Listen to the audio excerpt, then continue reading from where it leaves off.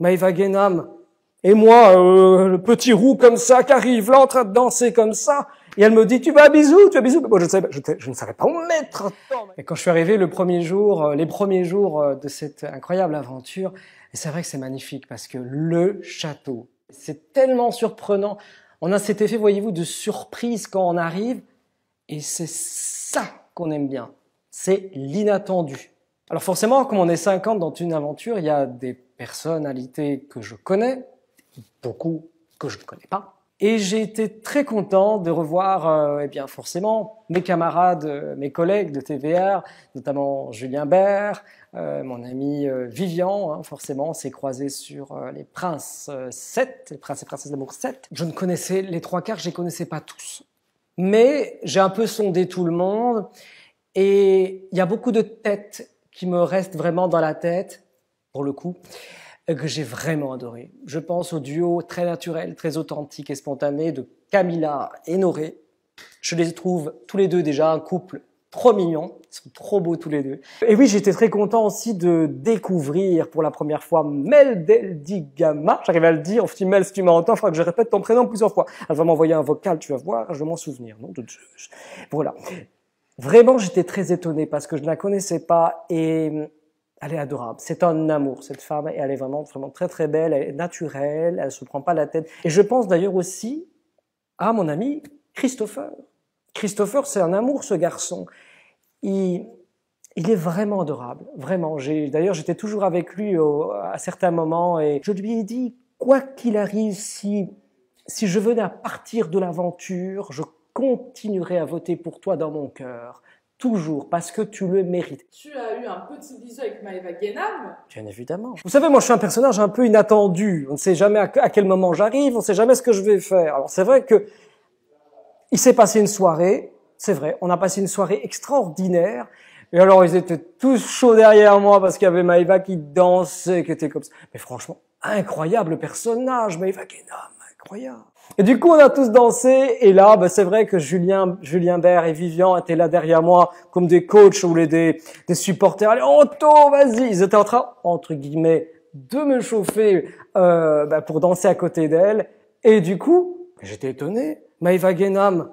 Et moi, le petit roux comme ça, qui arrive là, en train de danser comme ça. Et elle me dit, tu vas à bisous, tu vas à bisous. Moi, je ne savais pas où mettre. Attends, Maëva Guénam qui me demande de faire un petit bisou. Je ne savais pas quoi faire. Je savais pas quoi faire. Je me suis dit, bon, je vais pas me prendre la tête à chercher l'équation midi à 14h. Voilà. Je me suis avancé, elle me dit là, paf, elle me smack un truc de dingue, franchement. Et là, ils sont tous en train de faire la fête comme si c'était le nouvel an ou le 14 juillet. Comme je l'ai dit en ITV, j'ai cru qu'elle allait aspirer mon âme. J'ai cru qu'elle allait m'aspirer tout entier, mon de Dieu. Ah bah oui, pour le coup, elle a les lèvres très pulpeuses, on va pas se le cacher. À un moment donné, je voulais changer de chambre parce que j'en avais un petit peu marre. J'arrivais pas à dormir dans la celle de Julien, Greg. J'étais dans la plus mauvaise chambre pour dormir. Parce qu'ils veulent faire la fête tous les soirs. J'y arrivais pas. Je n'arrivais pas de dormir. Moi, il me faut mes 7 heures de sommeil par jour.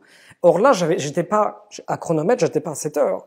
Il y avait 5 heures, donc du coup, je descendais, j'allais dans le salon pour aller dormir. Il y a une séquence qu'on a coupée, malheureusement, c'est quand j'ai été fait évidemment dans la chambre de Maëva, je m'étais fait beau. C'était la scène où je m'étais fait beau gosse, tu vois. Bon, alors, ils ont essayé un petit peu de, entre guillemets, faire le relooking BG pour essayer de séduire Maëva dans le style à la Greg.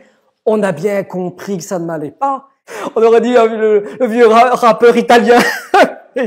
Non, mais c'était rigolo à mourir. Malheureusement, il est coupé quand j'étais dans la chambre de Maëva. Oui, parce qu'à la base, elle m'avait promis de me faire un petit massage. Mais malheureusement, ce massage, je ne l'ai pas eu. Toi, les épreuves, qu'est-ce que t'en as pensé? Moi, personnellement, j'ai vraiment adoré les épreuves. Je trouve que ça donne un petit côté très challenge. Ça paraît des jeux très simples, c'est vrai, mais il faut vous mettre dans la situation. On est quand même 50 ou 40 ou 30 à jouer sur un jeu comme celui-là. C'est très compliqué. Il y en a qui comprennent pas les règles, d'autres qu'il faut les répéter. Alors là, on est en attend parce qu'un tournage, mes chéris, ça prend beaucoup de temps. Surtout que moi, je me suis pris un coup de soleil sur la tronche, j'étais rouge, mon de Dieu. Ben, Maëva, elle crie, parce que tout le monde crie. En fait, tout le monde crie. Il n'y a personne qui s'écoute. Ouais, non, c'est ça qu'il faut faire. Alors du coup, au micro, forcément le producteur qui rappelle les candidats pour réexpliquer les règles. La difficulté dans ce genre d'aventure, c'est que dans cette émission, c'est que on doit toujours passer au vote pour essayer de sauver 5 ou 6 ou 7 candidats qui sont qui sont éliminés et qui peuvent potentiellement sortir du jeu. Le problème, c'est que, moi, ce qui s'est passé, c'est que tout le monde regarde les votes de tout le monde. Donc, ils étaient tous à 5 sur moi, genre à regarder mon téléphone et voir pour qui j'allais voter. Limite, j'aurais dû me cacher sous la table pour que personne ne voie mes votes.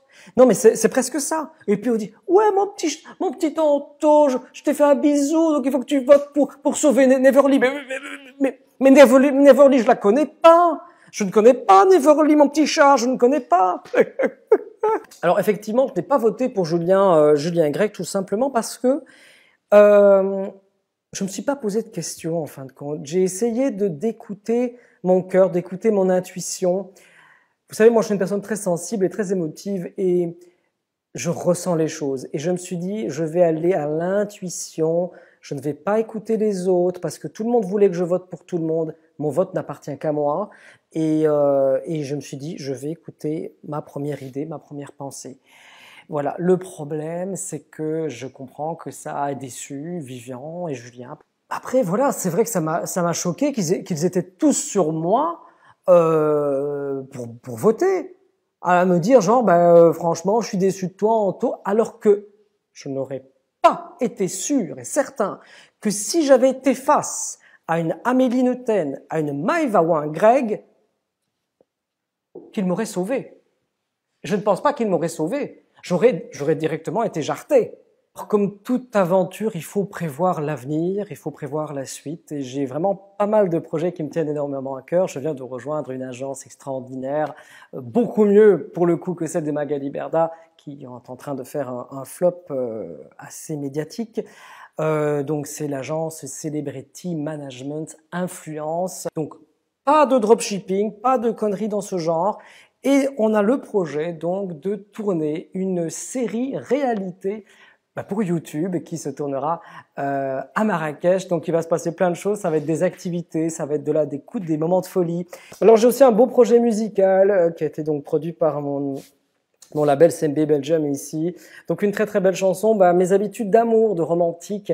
Donc elle m'appelle, ça veut tout dire, elle est fou amoureuse de cette fille, mais malheureusement elle ne le regarde pas. Je suis quelqu'un de très passionné. Et pour revenir à mon parcours amoureux, j'ai eu une malheureusement séparation en décembre dernier, donc c'est un peu compliqué, bien sûr, comme toutes les ruptures, ça fait toujours mal, mais ça, malheureusement, c'est la vie, c'est comme ça. C'est pas facile d'être en couple avec un mec, entre guillemets, je ne veux pas me jeter des fleurs, mais connu de la télé et télé-réalité. Pour nous, c'est un véritable challenge de trouver quelqu'un qui accepte. Ah oui, vous avez des femmes qui vous écrivent. J'en ai plein des femmes qui m'écrivent. Par jour, j'en ai tout le temps. Je réponds. Oui, je réponds à des femmes, bien sûr. Mais c'est pas pour autant que je suis en train de tromper la terre entière. Tous les soirs, je suis sur Netflix avec mon chat, en train de regarder des séries, en train de regarder des films d'amour.